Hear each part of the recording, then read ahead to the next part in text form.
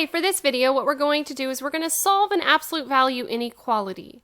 Anytime you have an absolute value, whether it's an equation or an inequality, you have to remember that the absolute value term must be alone on one side before you start. So the first thing that we want to do is get the absolute value alone.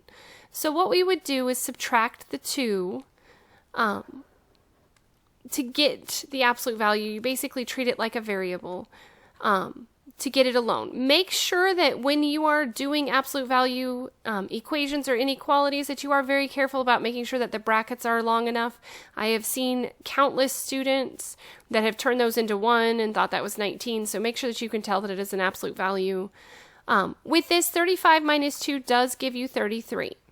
Once you have the absolute value alone, you have to decide whether you are using less than or an and inequality or great or for an or inequality.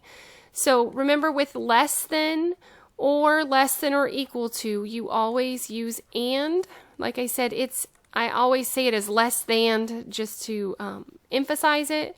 If it's greater than or equal to, then it becomes an or inequality. So the way that I always read it when I'm doing these is great or, just to help you remember which one to use.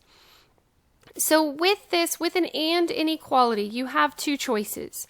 You can either just write it as it is, the 9x plus 3 is less than or equal to 33, and 9x, sorry, I wrote 3 instead of 6, I just noticed that. Change that to a 6. 9x plus 6 is less than or equal to 33, and 9x plus 6 is greater than or equal to negative 33. So you have to remember to change this. If it's easier for you, you can also just write it with the negative value first and the 9x plus 6 in between the negative 33 and the positive 33. So whichever one of these makes the most sense for you is the way that you should do it. I would say I have more students that probably prefer this method, but I have seen it done both ways. So either way is going to be completely acceptable. So if we solve it in this format, you would basically just solve each independently. So what I'm going to do is I'm going to subtract 6 from both sides. And we end up with 9x is less than or equal to 27. And then we would divide both sides by 9. So we end up with x is less than or equal to 3. And I know some of you watching are like, why isn't she not skipping steps? You can skip steps if you're comfortable with it. But just to make sure that everybody understands where I'm getting the values from, that's why I'm showing all the work. For the second side, what we would do is subtract the 6 to start with. Now, because of the fact that here we had different signs, so we subtracted, kept the sign of the larger absolute value. For this one, because they are the same, we would add them, so I really get 39, and I keep the sign. For this one, it's not as nice because of the fact that you can't divide negative 39 by 9, but both of them are divisible by 3, so this does reduce to negative 13 thirds. You can leave it like this, or you can write it as negative 4 1/3. I would not convert it to a decimal because it's not a nice, concise, exact decimal. And then you have to remember to go back and put it where the smaller value is first, so the negative 13 thirds would be first, is less than or equal to, and x is in between those. Because with an and inequality, this is how we always write it. If you set it up this way, it does save a little bit of work because of the fact that you can just subtract the 6 from all 3 sides to start with. And then you don't have to write as much. So this just kind of condenses what you're doing. Like I said, you get the exact same answer either way. So it's just a matter of preference.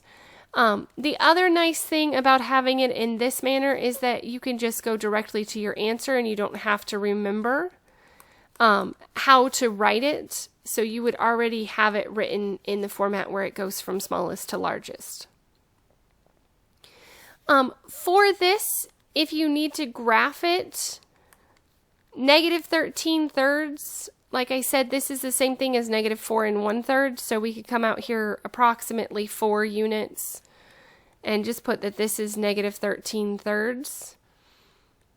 And because it includes it, we would fill it in, and then we would put a 3 on the other side, and so it's all values in between. If you're checking to make sure that your work makes sense, we would go back to our original equation. And so let's say that we picked 0, which is inside of here. 0 plus 6 would give me 6, and the absolute value of 6 is 6, plus 2 is 8, which is less than or equal to 35. So values in between here do work. If I picked something on the outside, let's say 4, 9 times 4 would give me 36. 36 plus 6 would give me 42, plus 2 would give me 44, which is not less than 35. So that's why values on the outside do not work. If I picked, like, say, -4, 9 times -4, sorry, I would have to go further because that's -4 1/3, sorry. Let's go -5.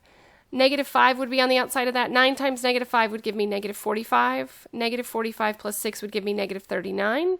And the absolute value of -39 is 39 plus 2 gives us a value that is not less than or equal to 35. So we can see that anything on the outside of these two values does not work. Anything in between would work for this.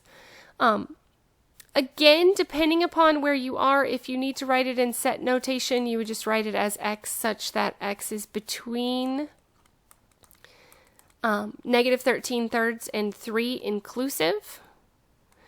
And if you are using interval notation, you would use hard brackets and say that it's between -13 and 3.